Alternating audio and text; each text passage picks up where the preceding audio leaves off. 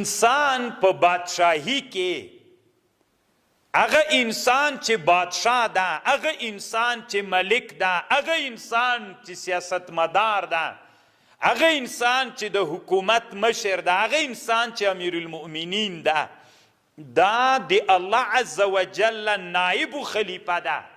په څه شي کې؟ د الله عز وجل په احکامو کې الله چې کوم احکام په انسانانو باندې عملی کوي، د چا په واسطه باندې عملی کوي؟ د بادشاه په واسطه باندې. نو بادشاه د چا نائب سو؟ د الله نائب سو. نو چې د الله نائب سو، دا د الله نیابت دا کله کله دوام پیدا کوي، کله کله څوک کوي ختمیږي. اوس د نن سبق مقصد دا ده، که چیرته یو بادشاه چې دی نائب د الله عز وجل ده، د خلیفه بادشاه امیر المؤمنین د الله نائب ده، که دی څنګه چې الله ورته ویلي دي د الله د فرامینو مطابق د الله نیابت وکي، د الله احکام چې په انسانانو ته رالیږلي دي د انسانانو د مصلحتونو دپاره، هغه اعمال دی په ښو خلکو، په تجارانو، په اشرافو، په مالونو کې د شریعت لحاظ، دا ټول لحاظ کې ورسره حکومت دوام و بقا نصیب کیږي. خبر پوش بادشاه د چا نائب سو؟ د الله خلیفه و نائب سو. اوس که د الله څوک مخته بول، احکام پرامین و قوانین مخته بول، د ده حکومت څوک کوي؟ دوام کوي. مثلا ته پارس کا، اوس د موږ تاسې ته الله چې کومه بادشاهي را کړې، که په دې بادشاهي کې له امیر نه رانیولې تر وزیره پورې، تر ولسوال او تر پرده پورې عدل چې وکړو، نو چې عدل مو وکړو دا بادشاهي مو ړنګېږي.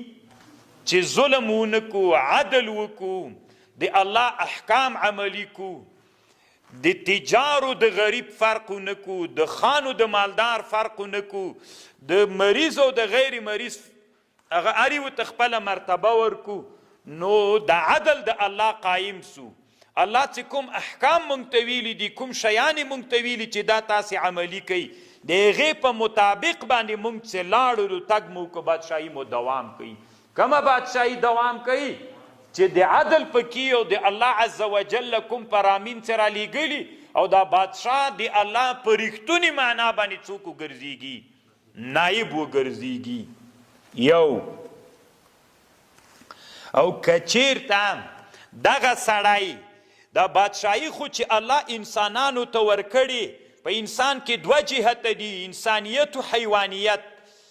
د حیوانیت تقاضا شر و، د انسانیت او د عقل تقاضا څه د قوې عاقلې خیر و. که ته اوس تاسو طالبانو د مسلې ته متوجه سئ، انسان څه ده؟ دا بادشاهي څه ده؟ انسان ته چې الله ورکړی، انسان د دوه جهته پکې دي، حیوانیت هم پکې ده، څوک هم په انسان کې سته، انسانیت هم سته. دا بادشاهي چې انسان ته ورکړل سوی په مقتضا د کم؟ د انسانیت.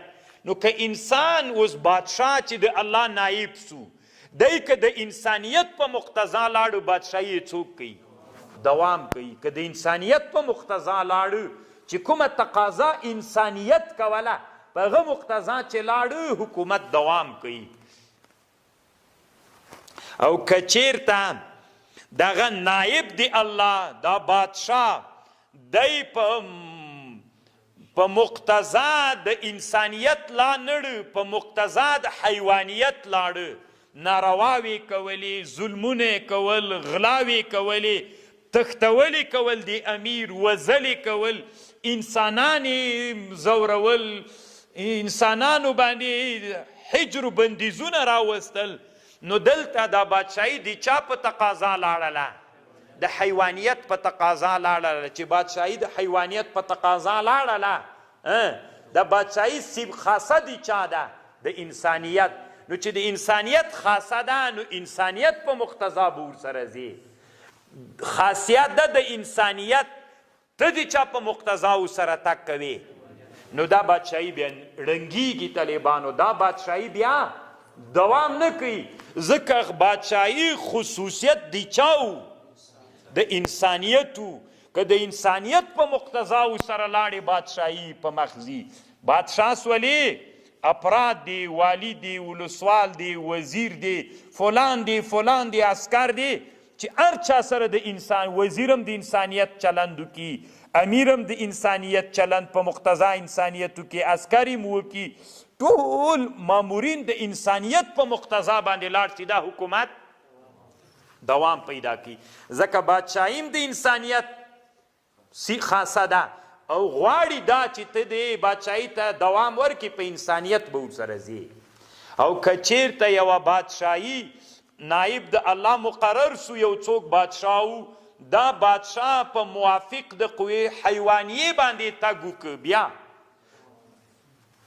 دا بیا دوام نه پیدا کوي. دا بادشاهي الله قرآن کې څه وایي طالبانو؟ وَإِذْ أَرَدْنَا أَن نُهْلِكَ قَرْيَةً، الله وایي چې کله موږ اراده وکړو چې هلاک کړو یو کلی، د یو کلي بادشاهي د یو بازار بادشاهي ورانه کړو، امرنا طالبانو تاسې خیر ده د الله په خاطر قرآن معجز ده. څو ورځو کې د ما یوه ویډیو ده په دې باندې چې قرآن له کوم لحاظه معجز ده. مونږ ته نه د قرآن اعجاز له دغه لحاظه راخلو چې بس دا لفظي تحقیق دی، قرآن له هر لحاظه معجز ده. ته اوس د علوم اجتماعیو له لحاظه قرآن ته وګوره، بادشاهي خاصه د چا سوله؟